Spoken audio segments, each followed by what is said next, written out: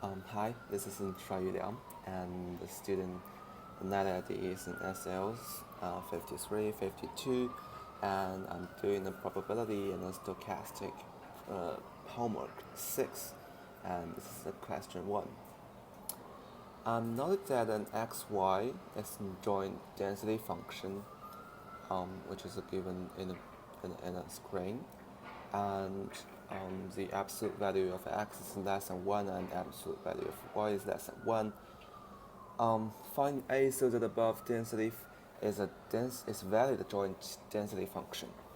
To solve this problem, we have to sum out all of the x and y in its definition regions, and we could get one that is an absolute event. So let's do this.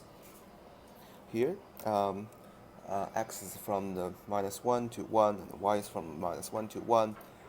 They have no interference with each other, and to plug in the fxy here and dx dy, and that is this. And it's very easy to drag a from all of the integrals outside and do the same very simple job here, and we could get very easily the a is equals to 4. So the question number 2 asks us whether xy are uncorrelated, and show my answer. To test they are correlated or not, we need one of the most important things we need to do is to get the expected values of x and expected values of y and expected values of xy to see if they're the same, right? So first things first, to get them from the joint density function, we got a marginal density function that is to integrate out the y variables and based on the fxy, and that could be done easily with some with the answers 1/2, and when x is from -1 to 1, and the same as y because they are kind of um, like symmetrical things like that.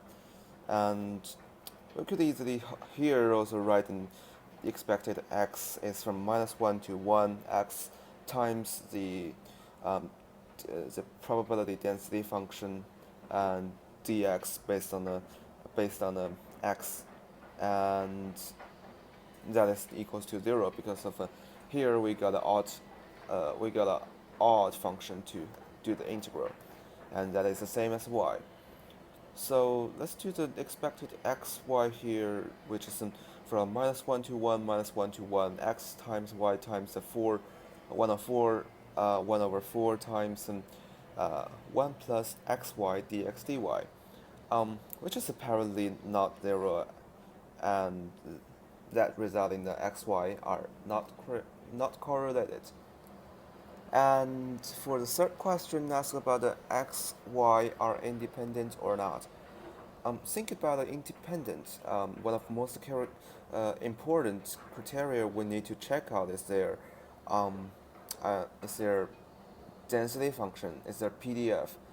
Whether the PDF x and y they multiply with each other, and is it equals to the joint density function.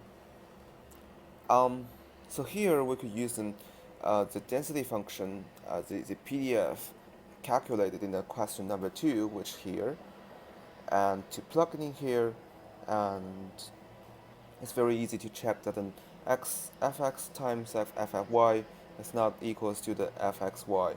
So they're not independent as well. The fourth question, to find the joint density function of x squared and y squared. So this is kind of using the Jacobian, the ways of two random variables in relationship. So we could let the z equals to the x to the power of 2, w equals to the y power of 2, which is gxy and hxy. So we could write the Jacobian matrix here, and to calculate the definition here, and to find the fzw. One of the things you need to note is that you need to calculate all of the possible solutions to this um, z and w, which in this case, the first time I'm doing the wrong thing, and it's not the correct one.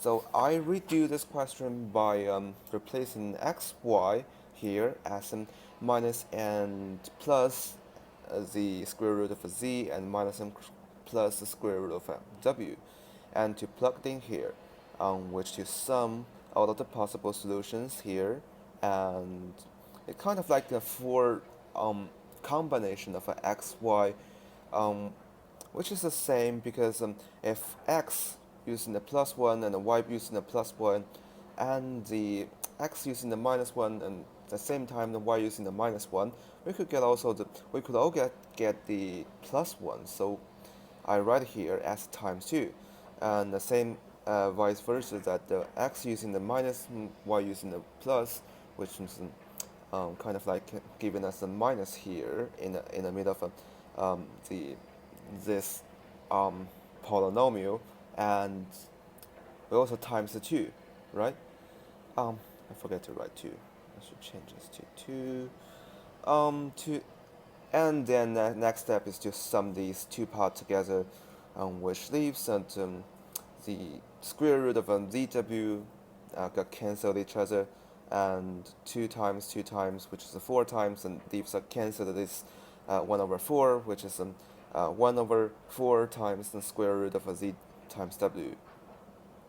So the fzw equals to the here and here, which give the definition region of 0 to z to 1 and 0 to 1, which is w.